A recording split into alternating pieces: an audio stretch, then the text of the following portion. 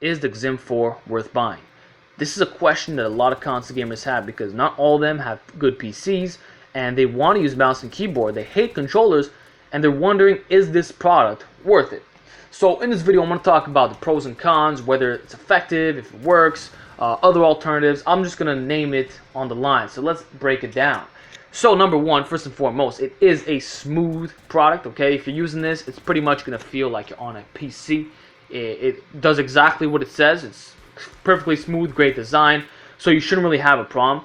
And if you look at the clips that you're watching right now, it comes from my partner of this channel, Michael, and he is doing Battlefield Hardline and Rainbow Six Siege gameplay, and it's very smooth. You wouldn't be able to tell that this is being recorded on console, but it actually is. This is a console gameplay, yet it's being recorded with this XIM4. So yes, it does play like a mouse and keyboard, and for console gamers, this could be a huge competitive advantage. Whether you're in the pro level and you're competing against regular guys, or you're just doing some standard matchmaking, this could give you a real edge. Because let me tell you something, right?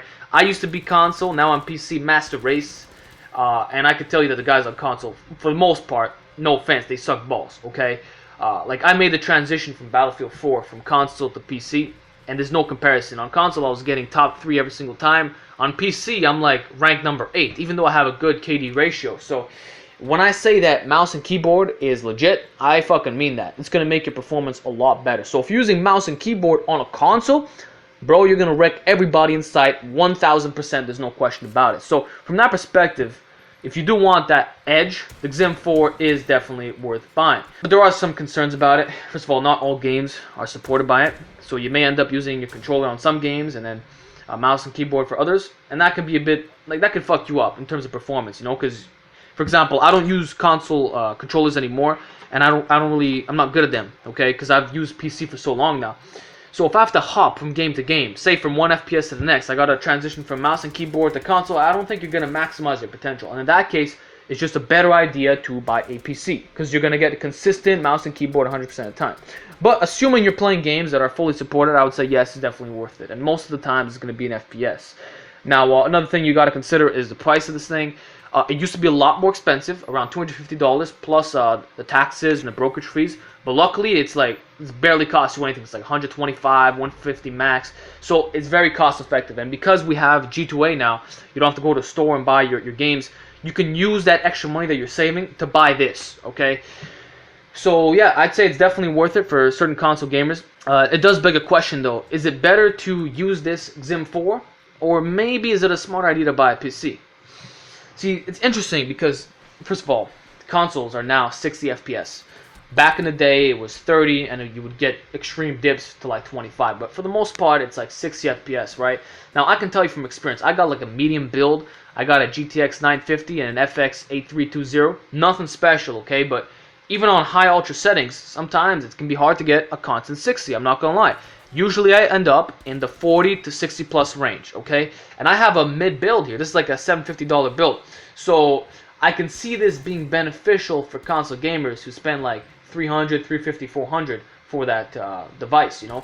Because they're gonna get high settings, 60 FPS, to optimize for the console. So you're gonna get a consistent performance base. You don't have to have a high-end PC, yet you're getting 60 FPS, good graphics, and the PC experience using mouse and keyboard. So it really is beneficial for a lot of games. I'm not gonna lie here. I mean, when I first saw this thing, the initial problem was the money. But now money's not really a concern because it's so low. It's so easy to buy now. So I'd say it's fucking worth it. Enough with the controllers. I say get this XIM4 thing, and it's just very beneficial. And then think of it like this. Some games are exclusives, right? Like I know Destiny for the PS4. People would have loved to have something like this. Because, you know, some people, they have a console and a PC, and they rotate back and forth. So for those individuals, it could be beneficial to have this mouse and keyboard apparatus.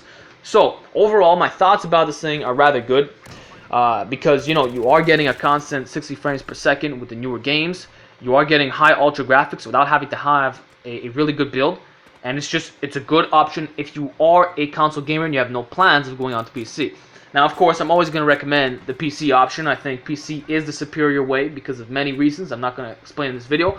But if you are a dedicated console gamer, like let's say you're one of those dudes who buys special controllers that cost like $100 every time. Well, you know what? Instead of buying a controller, you might as well get this particular device, and I think then it'll be a worthwhile amount of money. So that's my thoughts on the XIM4. I think it is beneficial. Yeah, I mean, a lot of people are going to hate on it, but listen, man, it is going to give you a competitive advantage. You are still getting a constant 60 frames per second, and you do get high graphics, okay? You don't have to get a medium build and lower the graphics a little bit to get good FPS. I mean, with my build, I can get easily over 60 if I go on, like, medium high. But, like I'm saying, you don't need to have a high-end rig to have a good gaming experience, and I think that's what it's all about. So I don't know, man. Go for it. If you like it, if you want mouse and keyboard, you want the smooth frames, the high graphics, I think it's good for console gamers. So that's all I think about it. Make sure if you like the video, subscribe, like, comment, and with that, I'll talk to you guys next time.